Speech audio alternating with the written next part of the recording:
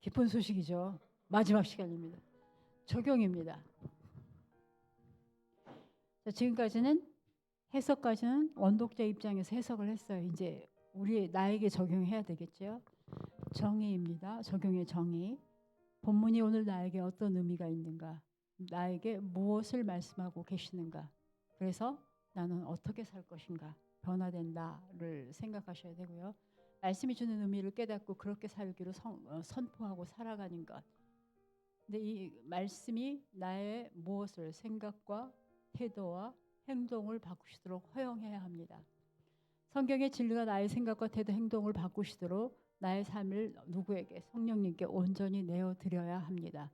주님의 마음을 가져야 하며 성경의 진리가 나 개인의 삶뿐만 아니라 교회와 사회, 온 세상에 영향을 미치도록 해야 합니다.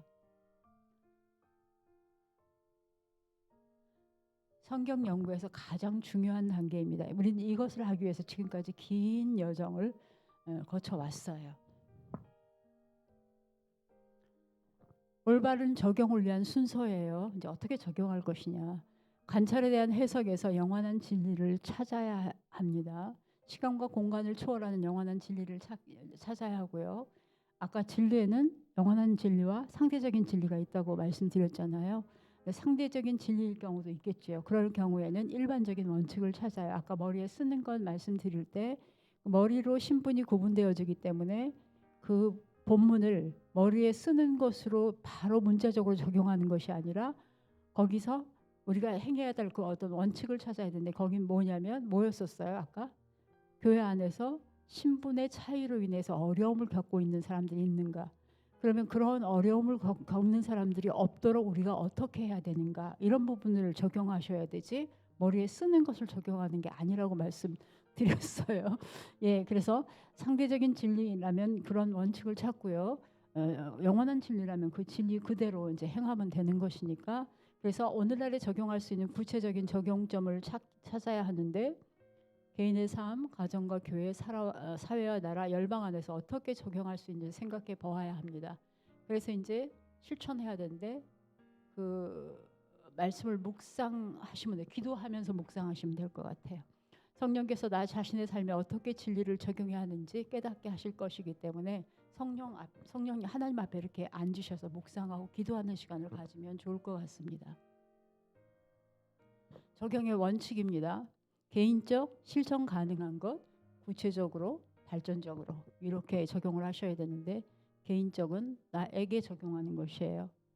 대부분 이제 그 교회에서 보면 그 집사님들 뭐 권사님들이 목사님의 말씀을 선포하시면 정말 우리 누가 들었어야 되는데 남편이 들었어야 돼. 오늘 이 자리에 없네. 이제 이렇게 생각하시는 분들이 많이 있는 걸 제가 옛날에 봤었는데 그렇게가 아니라 다른 사람의 삶에 적용하는 것이 아니라 내가 결정하고 나의 삶에 적용하는 것입니다. 그래서 내가 변화되는 것이에요. 어떻게 하나님의 성품으로. 그다음에 실천 가능한 것. 지나치게 큰 이상을 따르기보다는 지금 나의 삶에 적용 가능한 것이어야 됩니다. 작은 것에서부터 실천하시면 될 것 같아요. 큰 걸 하려고 하시지 말고 작은 것. 그리고 구체적이어야 돼요. 단순히 지식으로 혹은 개념적으로 깨달은 것을 넘어서 구체적으로 적용해야 합니다. 자신의 삶, 사회와 열방 가운데 어떻게 적용할 것인가. 그래서 어떻게 내가 언제 어디에서 누구에게 무엇을 어떻게 하겠다. 이게 다 안 들어가더라도 이렇게 좀 구체적으로 내가 다음에 나와 관계가 어려웠던 자매가 있었는데 그 자매를 만나서 뭐 어떻게 하겠다. 이런 식으로 구체적으로 작은 것부터 그다음에 실천 가능한 것, 그다음에 구체적인 것, 그다음에 점점점 계속적으로 발전해 나가야 되겠죠. 나의 변화가 오늘 있었고 또 내일 있고 모레 있고 이렇게 되다 보면 자꾸 발전해 나가겠죠. 그래서 계속적으로 발전해 나가야 된다. 이게 적용의 원칙이고요. 발견한 진리들이 담고 있는 의미에 대해 기도하고 묵상하는 시간을 갖는 것이 중요하다고 생각되어집니다. 발견한 진리들을 가지고 그 말씀은 거울이잖아요. 빛이시고 거울이잖아요. 그래서 거울에 내 모습을 비춰보면 내 모습이 어떠한지가 보여져요. 그래서 거기에서 하나님이 원하는 성품이 아닌 것들에 대해서 발견되어지면 그것을 변화시켜야 하는데 그러기 위해서는 기도하고 하나님 앞에 조용히 머무는 하나님 음성을 가장 잘 듣는 방법은 다 사람마다 방법이 다르겠어요. 저는 나를 비우고 잠잠히 머무는 것인 것 같아요. 제 경우는. 그러면 그렇게 머물 때 하나님의 세미한 음성, 여기 속에서부터는 어떤 그 음성이 귀로 들린다는 뜻이 아니라 마음의 그 음성으로 들리는 경우들을 발견하는데, 제가 너무 분주하고 마음에 나로 가득 차 있을 때는 그 세미한 음성을 말씀하셔도 못 듣는 것 같아요. 제 경우에 보면. 그래서 저는 주님 앞에 잠잠히 앉아 있는 이런 시간을 지금은 많이 못 갖고 있지만 가장 행복했던 시간이 그 시간이었던 것 같아요. 돌아보면. 그래서 그 주님을 믿는 이것이 그 저기 성가에도 세상이 줄 수 없는, 알 수 없는 평화, 그 가사가 있잖아요. 근데 이 주님을 믿는다는 이것이 세상이 줄 수 없는, 알 수 없는 그런 기쁨을 주는 것이라는 것을 옛날에 많이 느껴본 적이 있어요. 앞으로도 더 많이 느끼길 바래요. 저 속에서부터 올라가는 그런 기쁨들이 있더라고요. 그래서 참 이거 예수를 믿는다는 게 큰 복이구나. 그래서 행복했던 시절이 있었어요. 과거에서 참 죄송한데 다시 이제 회복하는 과정 가운데 있는 것 같고, 참 그래요. 오늘 아침에는 그 눈을 뜨면서 그 찬양이 하나가 계속 입에서 맴돌았었는데, 날만 받으소서 그거 있잖아요. 그 찬양이 계속 맴도는데 굉장히 기뻤어요. 늘 이렇게 말씀이나 찬양이나 이런 거를 하면서 잠에서 깼는데 어느 날 보니까 그거 생각이 탁 일어나시고 막 이렇게 하는 저를 발견했었거든요. 근데 요즘에 자꾸 하나님께서 이렇게 저를 회복해 가시는 것 같아서 참 감사하다 하는 생각이 듭니다. 그래서 적용의 원칙 얘기 말씀드렸고요. 그래서 이제 적용 한번 해보도록 할게요. 하늘에 속한 신령한 복입니다. 아까 이게 우리가 관찰했던 것이에요. 관찰한 것을 통해서 복을 주신 이유, 그 다음에 해석까지 했잖아요. 여기서 이제 뭘 찾아야 되면 영원한 진리를 찾아야 되는데, 앞부분에 이 앞에서 봤을 때 여기가 하늘에 속한 신령한 복이 뭐였다는 거예요? 그리스도인의 정체성에 대해서 얘기한다고 말씀드렸잖아요. 보시는 대로 그렇잖아요. 그래서 여기서 이제 진리를 찾아내면 그리스도 안에서 모든 신령한 복을 받은 자예요. 그리스도인이라는 거는 받은 자, 거룩하고 흠없는 자이고 하나님의 아들이고 기업을 이을 상속자이고 그리스도의 피로 속량고 제사함을 받은 자이고 하나님의 비밀을 가진 자이고 성령의 인치심을 받고 보증을 받은 자이다. 영원한 진리이죠. 상대적인 진리 보이시나요? 보이세요? 없죠. 네, 그리고 우리는 하나님의 은혜의 영광을 찬송하는 자이고 하나님의 영광을 찬송하는 자다. 이렇게 이제 영원한 진리를 아까 그 해석하고 관찰하고 한 것에서 이제 찾아내셔야 됩니다. 찾아내시고 이 영원한 진리를 찾는 것을 좀 말씀드렸고요. 그다음에 또 하나 볼게요. 아까 바울의 권면이 있었잖아요. 네, 이걸 통해서 볼게요. 이거는 이제 관찰이잖아요. 여기 보시면 아까 나왔던 거, 그다음 하나됨의 근거들 이렇게 쭉 이제 목록으로 했고, 그다음에 이거는 해석이었어요. 언독자에게 어떤 메시지를 주는가, 이제 이걸 가지고 영원한 진리를 찾아야 되겠죠. 근데 여기 지금 뭐가 있냐면 부르심에 합당하게 행하는 것에 대해서 나와 있잖아요. 그 합당하게 행하는 삶은 어떤 거라고, 여기 겸손, 온유와 겸손, 서로 용납하고 하나 되라 이거잖아요. 네, 이 내용을 가지고 찾아보면 부르심에 합당한 모습은 겸손과 온유로 하고 오래 참음으로 사랑 가운데 서로 용납하고 하나 됩니다. 네, 이렇게 찾아볼 수가 있고요. 그 다음에 아까 그 성령이 하나 되게 하신 것을 힘써 지키라고 나와 있었잖아요. 그 말씀을 통해서 하나됨을 이루시는 분은 우리가 아니라 성령님이시다. 우리는 뭘 하면 되냐? 힘써 지키면 돼요. 여기 말씀을 볼게요. 평안에 매는 줄로 성령이 하나 되게 하신 것을, 성령이 하나 되게 하신다고 나와 있잖아요. 이것을 어떻게 알아? 우리가 할 일은 힘써 지키라. 그래서 하나됨을 이루시는 분은 우리가 아니라 성령님이시다. 그럼 우리는 무엇을 하는가? 하나되게 하신 것을 힘써 지키는 자로 서면 된다. 그리고 하나됨을 지키는 방법은 겉사람이 아니라 속사람이 다루어져야 한다. 행위가 아니라 성품이 다루어져야 된다. 그래서 그것은 어떤 것이냐? 이 본문에서 나와 있는 것만 갖고 찾아야 돼요. 그래서 겸손과 온유와 오래 참음과 사랑과 용납이다. 이렇게 영원한 진리를 찾으시고요. 이것을 가지고 이 진리를 가지고 우리 삶에 적용해야 돼요. 크게 좀 이렇게 질문을 던지자면 꼭 이렇게 하라는 얘기는 아니에요. 나는 부르심에 합당한 모습으로 살아가고 있는가? 조금 더 구체적으로 갈 필요가 있죠. 이것을 좀 살펴보고 내가 말씀에 비추어서, 그리고 내가 속한 삶의 영역에서 가정, 사회, 가정, 교회 이런 곳에서 나와 하나됨이 깨어진 영역이 있는가를 좀 찾아보시고, 하나됨을 이루기 위해서 내가 주 안에서 다뤄야 할 성품은 무엇인가? 크게 지금 본 다음에 조금 더 구체적으로, 그다음에 더 구체적으로 들어가서 하나됨을 위해서 내가 주 안에서 다뤄야 할 성품은 무엇인가? 말씀에 비추어서 나를 비춰보는 그런 시간을 가지시면 될 것 같아요. 그래서 구체적으로 조금 더 세세하게 이렇게 적용을 하시면 되고요. 그래서 비추어진 그것을 가지고 이제 적용을 하시면 되는 거예요. 마지막입니다. 적용을 위한 질문들이에요. 하나님의 말씀을 구체적으로 적용할 수 있도록 도와줍니다.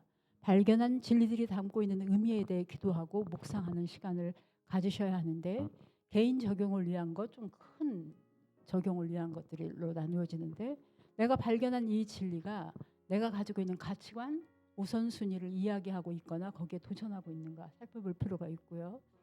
그 다음에 내가 발견한 진리의 빛에 비추어 볼 때 내가 다루어야 될 생각의 패턴들은 어떤 것인가, 이런 것들을 질문해 볼 필요가 있고요. 내가 발견한 이 진리에 의해서 도전받은 나의 행동들은 어떤 것인가. 행동, 생각, 태도 이런 것들에 대해서 도전을 많이 받게 되실 것이에요.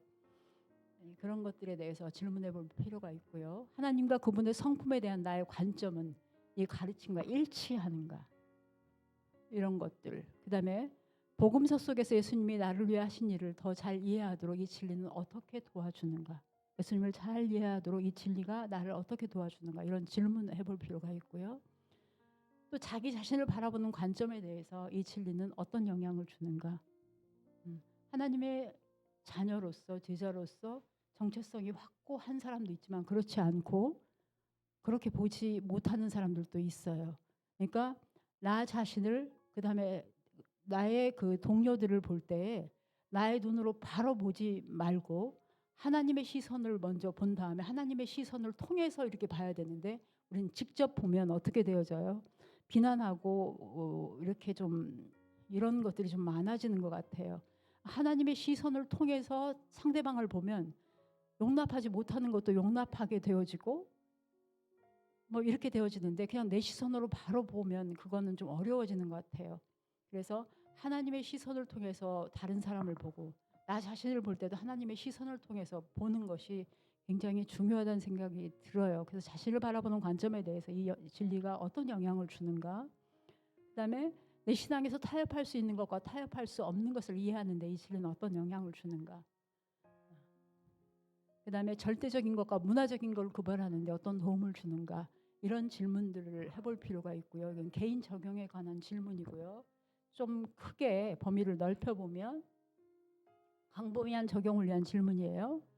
이 진리는 내 사업하는 사람들이 있을 수가 있고, 교회에서 사역하는 분들도 있고, 각각의 영역에서 뭔가 일을 하는 분들이 있을 것인데, 그래서 이 진리는 사업계에 어떤 영향을 줄 수 있는가, 이 진리는 교회에 어떤 영향을 줄 수 있는가, 그 다음에 교육에 접근하는 방식에 어떤 영향을 줄 수 있는가, 그 다음에 이 진리는 기독교와 정부의 관계에 어떤 영향을 주는가, 그 다음에 교회나 선교단체 예배에 무엇을 의미하는가, 이 진리가. 그 다음에 잃어버린 자들 혹은 선교와 다른 종교에 접근하는 우리의 태도에 어떤 영향을 주는가. 이거 보다 보니까 그 절에 가서 십자가 목걸이 들고 막 돌고 해갖고 무리를 이렇게 욕먹은 적 있잖아요. 그렇게 하면 안 될 것 같아요. 너무 이제 열정적이어서 그렇게 하셨는지 모르지만, 그래서 접근한 우리의 태도에 어떤 영향을 주는가, 이러한 이해가 의료윤리의 복잡한 문제들을 다루는데 도움이 되는가, 그 다음에 미래를 보는 방식에는 어떤 영향을 주는가, 사회 정의 영역에서 가난하고 소외된 사람들, 그 다음에 장애를 가진 사람들, 난민들, 이런 거에 대한 기독교인의 책임에 대해서 무엇을 배울 수 있는가, 그다음에 연애 오락에 대한 기독교인의 관점에 대해서 무엇을 배울 수 있는가.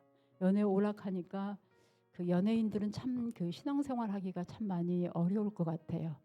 너무 유혹하는 것도 많고 그다음에 그 연예계의 그 분위기나 그 풍습 같은 게 있잖아요. 뭐 이게 영화를 하면 막 돼지머리 놓고 절하고 막 이런 곳에서 그것을 하지 않고 지키고 하는 이런 것들이 참 은혜가 주어지지 않으면 참 힘들 것 같고 그래서 옛날에 그 얼굴이 예쁜 자들은 어려서부터 복음으로 모장시켜서 얼굴이 예쁘고 그 연기에 재능 있는 자는 연기자로 파송을 하고 뭐 말을 잘하면 아나운서로 막 이렇게 해가지고 그런 사역했던 목사님도 계셨어요. 저는 그때 그게 너무 기뻤어요. 그 얘기 들으면 아싸 막 이런 생각이. 제가 하는 사역은 아니었지만 그렇게 무장시켜서 보내면 참 좋겠다 이런 생각이 들었던 적이 있어요. 그래서 이렇게 광범위한 적용에 대한 어떤 질문들 그다음에 개인적인 적용에 대한 질문들 이런 것들을 좀 해보면 좋을 것 같습니다. 여기까지 하면 모두 맞춰졌어요. 그래서 그 다음에 이제 이렇게 하다 보면 뭐가 생기냐면 우리는 아까 이미 최종적으로 저기 수직 차트는 이미 했잖아요. 이 과정상 단락 제목도 했고 수직 차트도 했고 BRI도 이미 했어요. 왜냐하면 우리가 적용까지 나갔기 때문에.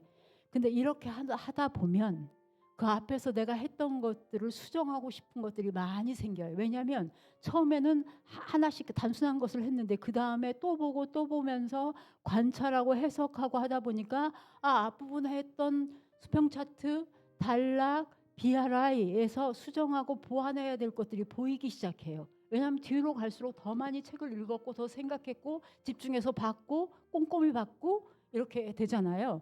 수정할 것들이 보입니다. 그래서 앞부분에 했던 것들을 픽스된 게 아니에요. 그 부족한 대로 두고 가면 되는 거예요. 왜냐하면 뒤에서 보완하면 되기 때문에 그렇게 해서 이제 여기까지 하다 보면 최종적으로 뭘 하게 되냐면 수평 차트와 BRI를 완성하게 돼요. 보완해서. 그래서 수직 차트를 만들면서 단락 제목이나 장 제목이 수정되었으면 수직 차트도 수정합니다. 수정할 것들이 분명히 나올 것이에요. 한 번 본 거하고 두 번 본 거하고 10번 본 것은 다르기 때문에 그렇습니다. 이해한 깊이도 다르겠죠. BRI를 점검하고 수정하고 보완하고 삭제하는 것을 과정을 거쳐 최종적으로 완성합니다. 그러니까 마지막에 이제 수직 차트, 수평 차트, 수직 차트에서 보완할 것들이 있으면 BRI에 다 보완을 해요. 그렇게 해서 이제 마무리가 되는 거예요. 이렇게 끝나면 여러분들이 각각의 책마다 무엇을 갖게 되냐면 귀납적 성경 연구를 하고 나면 아까 보았던 초반에 보았던 단락 제목 각 책에 그다음에 수평 차트 큰 그림 그다음에 BRI 원독자의 배경 역사적인 배경 그다음에 자세히 본 것 숲을 보고 여기는 숲에 무엇이 있나를 자세히 본 것 이 네 가지의 차트를 여러분들이 갖게 되실 것이에요. 네. 이렇게 되어지는 것이 귀납법적 성경 연구 방법입니다. 그래서 이 성경 연구를 통해서 성령의 도우심으로 성경 전체를 깊이 있게 올바르게 이해하고 이해한다는 게 뭘 이해하냐면 말씀 속에 녹아있는 뭐를 하나님의 마음과 뜻을 이해하는 것이에요.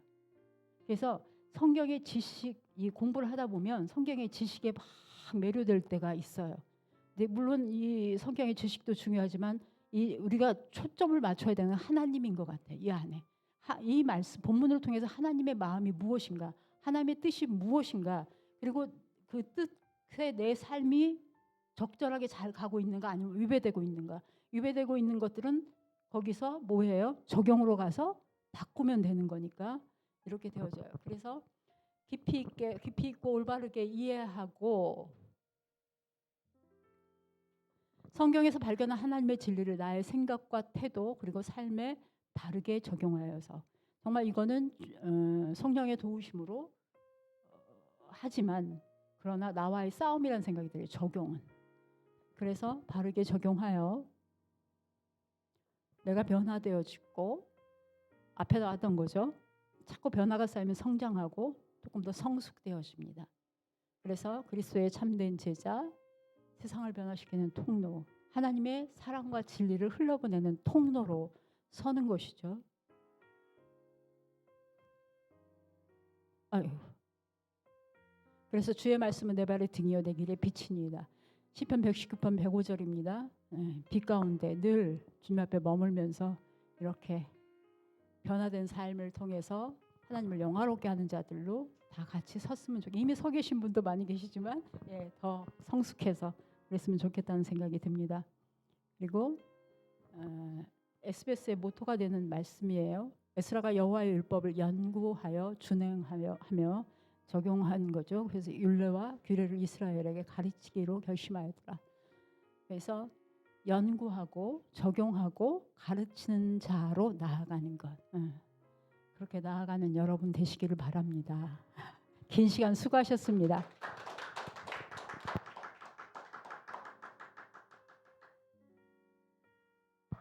네, 들어가지 마시고